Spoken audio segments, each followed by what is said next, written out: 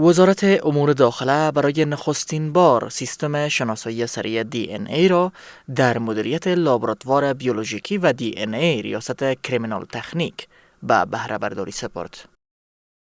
مراسمی که به همین مناسبت در ریاست کریمینال تکنیک برگزار شد، در آن شیخ نورالحق انور رئیس اداره امور ریاست الوزراء، استر پاسوال ملا رحمت الله نجیب حاجی معین داری، مل پاسوال مولوی عبدالرحیم ثاقب سریاور مقام و شماری از رؤسای ادارات وزارت امور داخله حضور داشتند.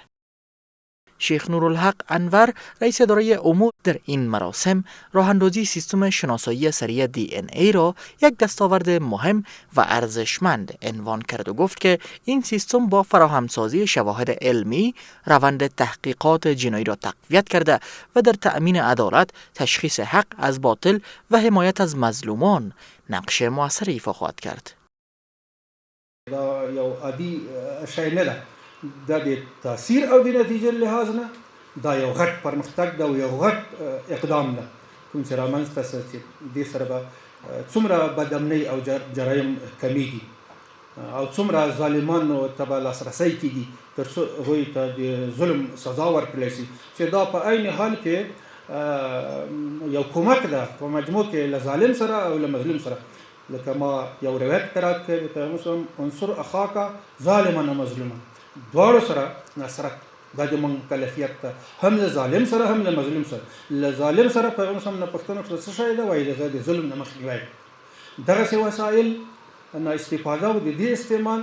دا لکه مظلوم د هغه ظلم نه خلاصوي، نو دا له ظالم سره هم کومک ده په دې معنا باندې چې یو څو ته سزا ورکړلی شوله، هغوی ته رسیدګي وشوله، نو د نورو نه جرأت بیا سلب شو، هغوی پښیمانه کېږي او د جرایمو کې چې دا نهایت زیات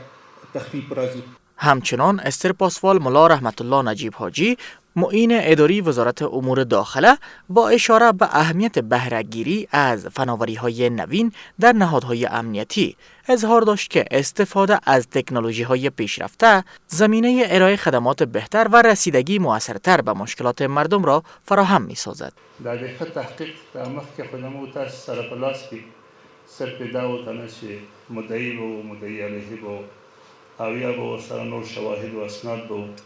کله کله به داسې وشي نه به مدعي په یو جرم کې او نه مدعي علیه او یا داسې اسناد به هم نه و تر دا اوسه پورې چې د یوه اسنادو له مخې موږ تاسې د یو شخص هویت معلوم کړی وای. اوس الحمدلله دغه اسناد هم موجود شو. دغه یو پرمختګ چې دا نن موږ تاسې وینو که نه، دغه د الله تعالی لوی نصرت ته له موږ تاسې سره چې په تېر نظام کې چې دلته ډالرو نظام و، چې دلته دا د تخنیکګرانو تقریبا نظام ورته ویل کېدو، چې دلته دنیا انجینرانو خلک راغلي وو، دغه سیسټم یې نه سوی فعاله کولی. دلته الحمدلله داسې اخلاص موجود ده، د اخلاص ته سړی ډېر خوشحاله شي چې دغه مجاهدین دغه ملګري چې دا وګوري په دې کې په ډېر اخلاص سره دغه سیسټم یې فعاله کړو. که په نورو برخو کې موږ تاسې خپل کوششونه دغسې ګړندي و داسې تیز کړو، انشاءالله العزیز د مشکلات نورم چې اسانه کیږي. در ادامه مل پاسوال مولوی عبدالرحیم ثاقب سریاور مقام پیرامون اهمیت این سیستم سخنرانی کرده و آن را گامی مؤثر در توسعه ظرفیت‌های تکنیکی، مسلکی و تقویت روند کشف و بررسی جرایم جنایی دانست. نن موږ الحمدلله د یو ډېر لوی او ډېر لوی مسلکي او علمي پرمختګ شاهدان یو. د مجرمینو د کشف او د جنایي او عدلي پیښو د علمي تحلیل لپاره همدغه برخه ډېره ضروري ده. په همدې برخې سره د DNA او د بیولوژي کله یوې خوا د پیښو د قضایاو د جنایي پیښو هغه د عاملینو اصلي هویت څرګندېږي. د دې ترڅنګ ډېر هغه د ګناه کسان چې په یو بل نوم باندې نیول شوي د همدې تکنالوژي په برکت سره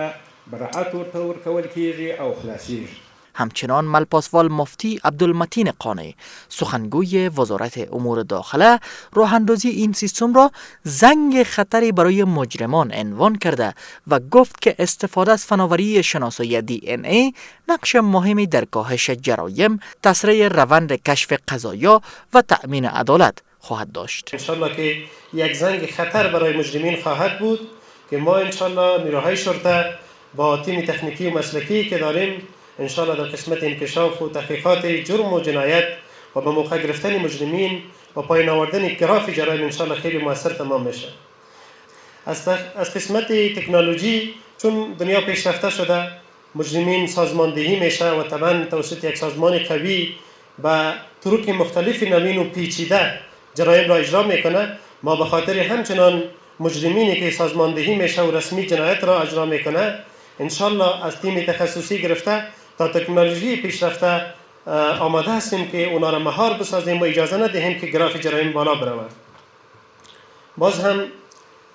ما این ابتکار بزرگ را و افتخار بزرگ را به رهبری وزارت و مسئولین محترمی که اینجا تشریف فرما هست تبریک تهنیت عرض میگوییم و امیدوار هستیم که با دیانتی که دارن و تخصصی که دارن از این تکنولوژی خوب برخوردار شوند و استفاده بکنن و گراف جرایم که الحمدلله بعد از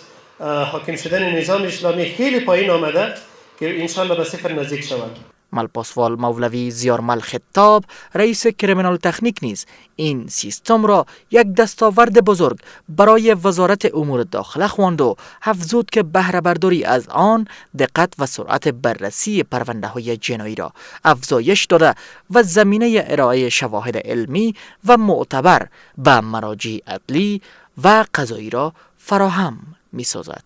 همداراز د عدالت ټینګښت د مظلوم ملاتړ او د ظالم د ظلم مخنیوی د اسلامي شریعت له مهمو اهدافو څخه دی. د همدې اصولو په رڼا کې نن ورځ د ډي ان اې پرمختللې دستګاه او مرکز پرانیست یوازې د یو نوې تخنیکي وسیلې فعالېدل نه دي بلکې د عدالت د تامین، امانتدارۍ، د جرمونو د علمي څېړنې، د حقایقو څرګندولو، د مجرم د پیژندلو، د بېګناه خلکو د براءت او د خلکو د حقوقو ساتنې لپاره یو مهم او ارزښتناک ګام دی. د علم څېړنې، عدالت، د جرمونو د علمي څېړنو او د هېواد د تخنیکي ظرفیتونو د پیاوړتیا په لور یو مهم ګام دی. زموږ هیله ده چې دا دستګاه به د مرکز به د الله عزوجل په توفیق د اسلامي شریعت د نافذه قوانینو او مسلکي معیارونو په رڼا کې د کشفي او جنایي قضیو د دقیقې ارزونې، د علمي شواهدو تحلیل او د هېواد په کچه د اړوندو اداراتو ته ارزښتناک خدمتونه وړاندې کړي. سیستم شناسایی سریع DNA با افزایش دقت در کشف جرایم، شناسایی مجرمان، حمایت از افراد بیگناه و ارائه شواهد علمی و قابل اعتماد به مراجع عدلی و قضایی گام مهمی در راستای ارتقای ظرفیت‌های تکنیکی و تقویت روند تأمین عدالت در کشور به شمار می‌رود.